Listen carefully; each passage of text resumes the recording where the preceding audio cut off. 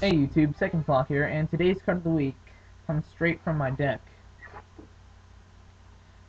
I decided to dedicate it to, well, let me explain, vampires. Because why? Well, that new movie Twilight came out. Haven't seen it, haven't read the book, but I heard it's pretty popular. A lot of people see it, but then they don't like it, but the book's still good. I've read the first 20 pages, and I want to read the rest sometime, maybe get it. I've also been thinking about vampires a lot lately, because, the origin of the second flock is actually fan fiction of the flock from Maximum Ride. Now, the main character there is a person who turns into one of those bird people like, and then he starts turning, like, gets his power form or whatever. It's hard to explain. I haven't written the whole book yet, so I don't know what's going to happen that much either. Basically, his skin's going to turn all white and stuff, and then his hair's going to get all cool, and he's going to look sort of like a vampire. So I've been thinking about vampires quite a lot lately, and, this card of the week, finally going to reveal to you, Vampire Lord. This card is in my deck because I only had one Chaos of Shadow Monarch and couldn't think of any other dark, good level 6 card, so I took a level 5. Vampire Lord, or maybe I wanted a level 5, I can't remember. Ooh, limited edition, I didn't know that.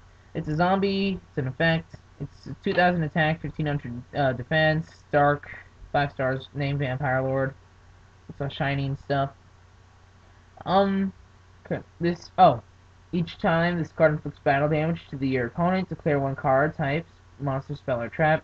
Opponent searches their deck for one of them and then sends it to the graveyard. I didn't know this. Also, when this card is destroyed and sent to the graveyard by your opponent's effect, it's special summon from your graveyard. Special summon to your field during your next standby phase. I didn't know that. I forgot. I was just taking it for its destruction effect, because, like, if you keep doing damage with this card, keep selecting monsters, they're going to run low on monsters. Or get rid of their dangerous track cards one by one. So yeah, I'm running it right now. This reminds me of something that really pisses me off now that I realize it. They made those structure decks a long time ago. They made one based around, Red Eyes, and then they made the Red Eyes Darkness Dragon, which is, like, a more powerful form of them. And, then they had the Vampire Genesis and Vampire Lord evolved into them.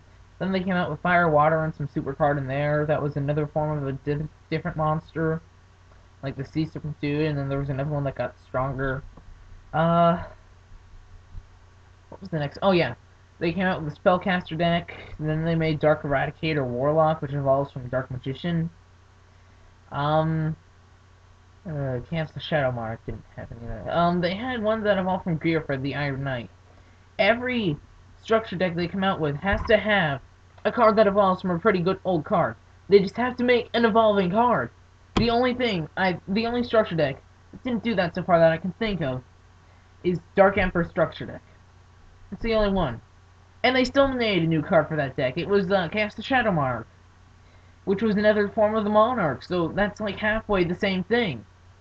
And what really pisses me off, they made a dragon deck, zombie deck, with this card being the second head of the deck. Then they made fire, water, all understandable. Dinosaur,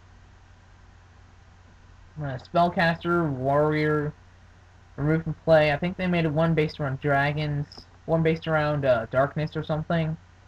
And then they haven't gotten to lightness structure deck or a plant structure deck or reptile structure deck or any of that stuff. Or yeah, they made warrior. Anyway, they haven't made a whole bunch of stuff yet, and then they come out with a second zombie structure deck.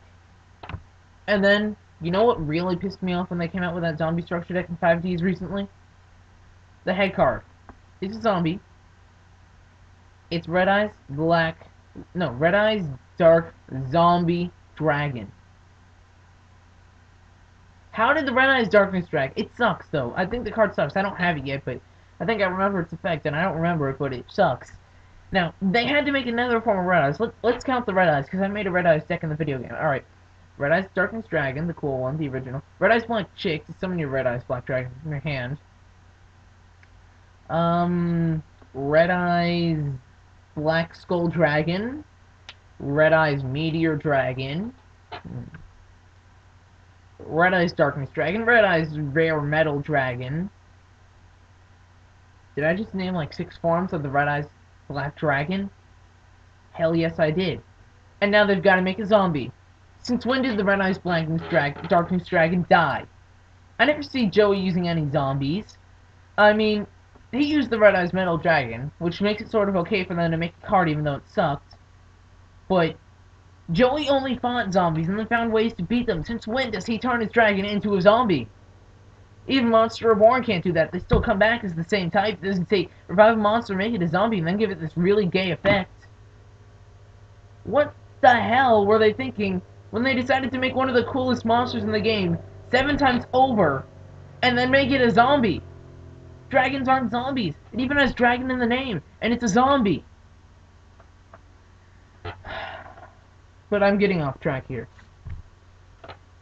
Vampire Lord. It's gonna give it an 8. That's fair. And it doesn't have the highest attack, but it's got a pretty good effect, right? An 8 out of 10. Had a couple more attack points. Maybe a level 6 monster instead of level 5. You know, some 8-star synchros a little easier. I don't know. Level 8.